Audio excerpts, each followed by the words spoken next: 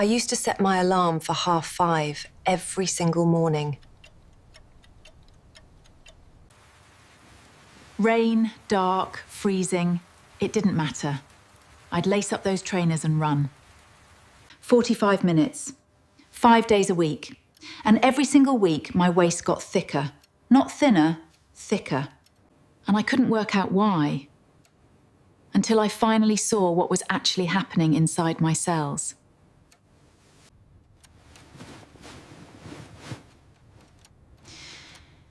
So here's what nobody told me.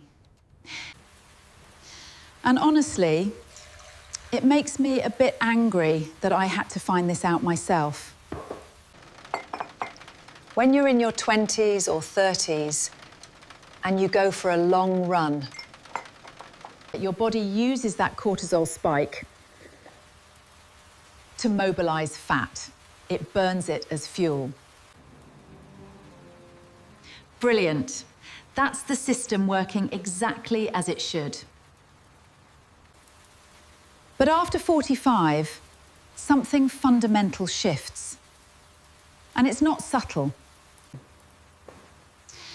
When your estrogen starts dropping tay, and I mean really dropping, not the little monthly dips you've always had, but the sustained structural decline of perimenopause. Your body loses the hormonal buffer that used to keep cortisol in check. So now, every time you hammer the pavement for 45 minutes, your adrenal glands are flooding your system with cortisol, and without enough oestradiol to regulate it, that cortisol doesn't just spike and fall like it used to. It stays elevated. Hour after hour. Sound familiar? That constant low-level anxiety, the waking at 3 in the morning with your heart pounding, the feeling like your nervous system is just buzzing all the time.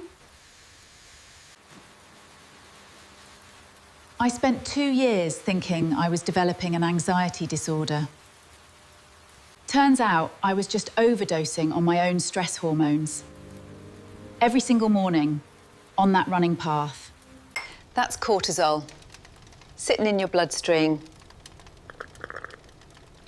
doing its job, which, at this point in your life, is telling every fat cell around your midsection to hold on tight and multiply, and not just any fat, visceral fat, the deep, inflammatory kind that wraps around your organs. And parks itself right here, wrathily, right around your waist. I'd look in the mirror and think, I'm doing everything right. I'm eating well, I'm running every morning. Why is my body betraying me? It wasn't betraying me. It was doing exactly what the biology demanded. And here's the part that really got me. The more cardio I did, the more cortisol I produced.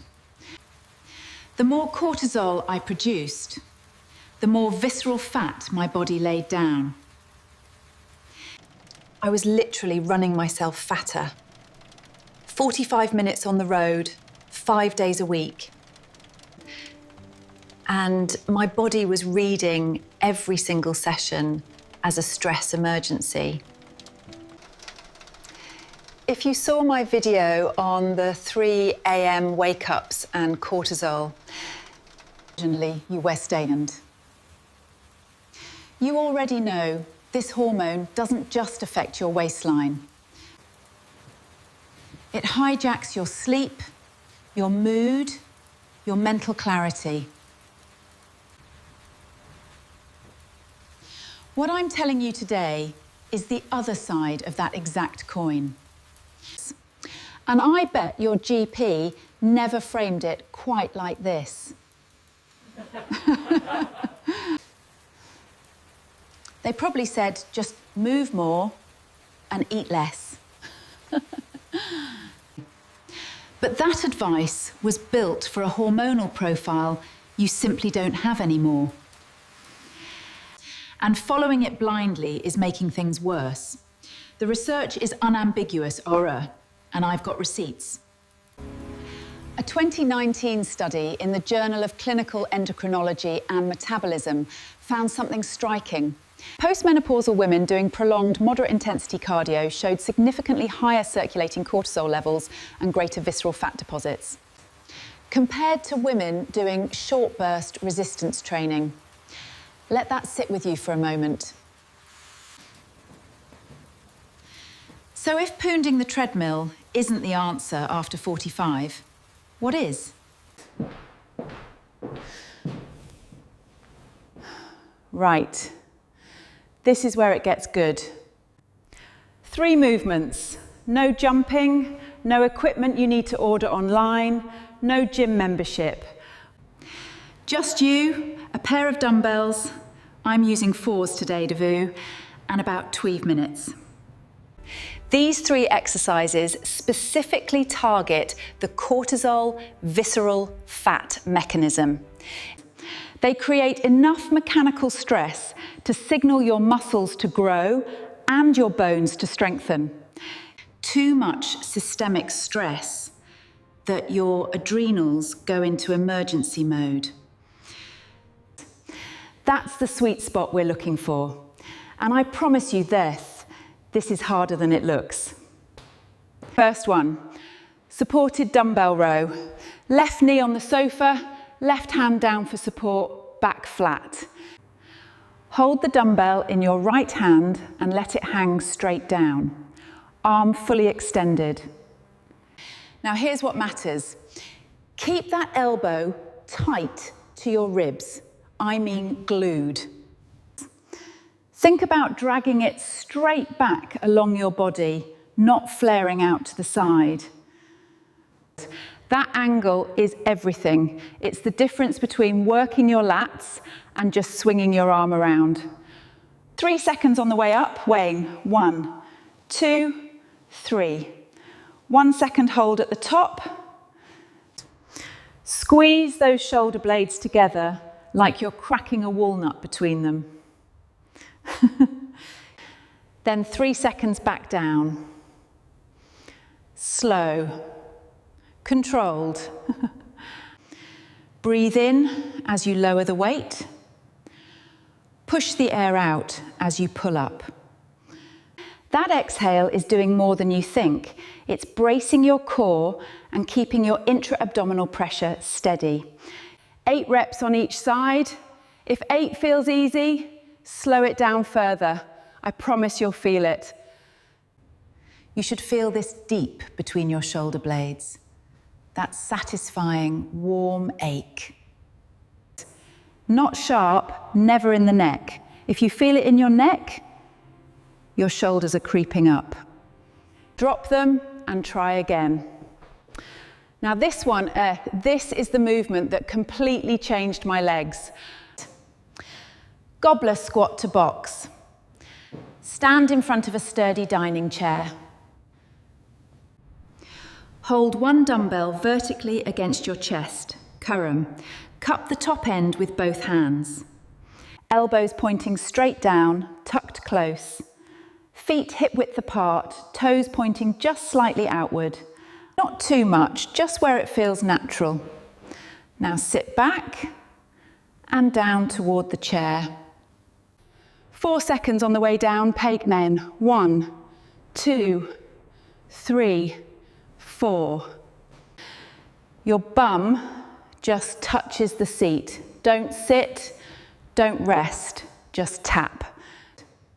Then drive back up through your heels for 2 seconds. Breathe in deeply on the way down. Exhale hard, hey, I mean hard, hard as you stand up. That breath is helping you brace your entire core. Now take a deep breath in, feel your chest rise, and exhale as you brace. Remember the bone density basics I showed you in my skeleton video? This right here is exactly why I keep coming back to it. That slow, controlled load traveling through your hips, your knees, and your spine. And this is the mechanical signal your bones need to strengthen. To pull calcium from your blood and lay it into the bone matrix. 10 reps. You should feel your thighs burning properly by rep 6. And your glutes firing hard by rep 8. If you don't feel your glutes engaging, push your knees slightly outward as you rise. That's the trick nobody teaches you.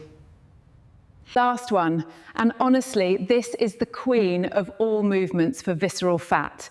Standing dumbbell deadlift. Stand with your feet hip width apart, a dumbbell in each hand, palms facing your thighs. Now, Kara, this is a hip hinge, not a squat. There's a crucial difference. Soft bend in the knees, and they stay exactly where they are. Then push your hips straight back, like you're closing a car door with your backside. The dumbbells slide down your thighs. Keep them close, almost touching your legs the entire way down. 3 seconds down until you feel a deep, unmistakable stretch along the backs of your legs. Your hamstrings will tell you exactly when to stop. 1 second pause at the bottom. Then squeeze your glutes hard, like you mean it, and drive your hips forward to stand tall. 2 seconds on the way up. Exhale as you push up. Inhale as you lower down. Here's what's happening inside your body right now. This hip hinge is activating your entire posterior chain, glutes, hamstrings, lower back.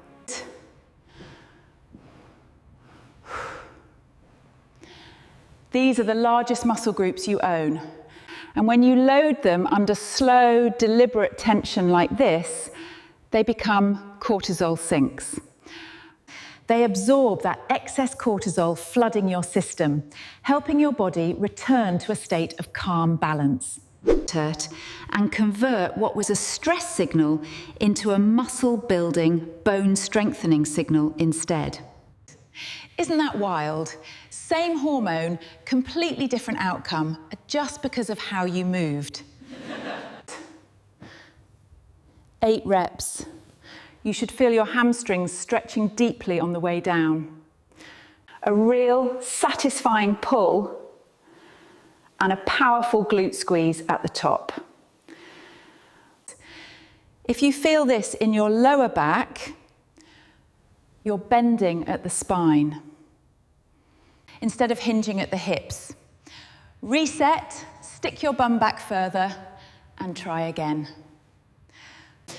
I stopped running 6 months ago, and I need to be honest with you, Rung, it scared me.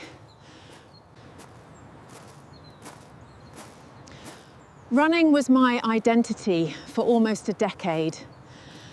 It was the one thing I did that made me feel in control of my changing body. Giving it up felt like surrendering. But within 3 weeks of switching to these 3 movements per hour, something shifted. Just 3 times a week, 12 minutes each session, my sleep improved. Not perfect, but noticeably better. I stopped waking at 3 in the morning with my heart hammering against my ribs. My jeans started fitting differently.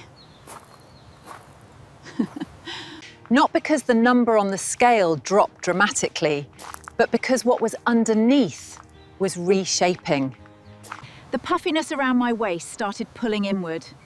And the thing that surprised me most, my anxiety dropped. That constant low-level hum I'd been living with for 2 straight years. I didn't even realise how loud it was until it started to quiet down.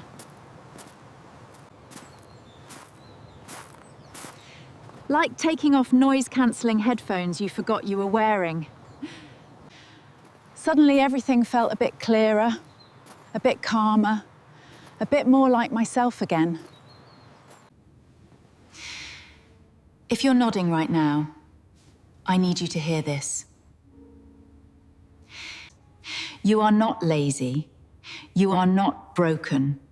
You are not letting yourself go. Your body is responding exactly as it should to a hormonal environment that has fundamentally changed. The answer isn't to punish it with more stress. The answer is to learn its new language. And these 3 movements are the first words. Tell me you felt that too. That moment when you realise the thing you thought was saving you was actually the thing holding you back. So here's what I want you to do. If anything in this video made you stop and think, that's me, that's exactly what I've been going through, amen, save this video right now. Come back to it on Monday morning when you're reaching for those running shoes. Try the 3 movements instead, just once. Give your body 12 minutes of something different and pay attention to how it responds. And if you want to go deeper into the science behind why your body is changing right now, why the weight sits differently, why the sleep breaks, why the fog rolls in, subscribe and stay with me. We're building something here. A community of women who refuse to be dismissed, who demand receipts, and who are done being told it's just part of getting older. We're just getting started. Menopause is entirely inevitable. Your vibrant second half is a choice.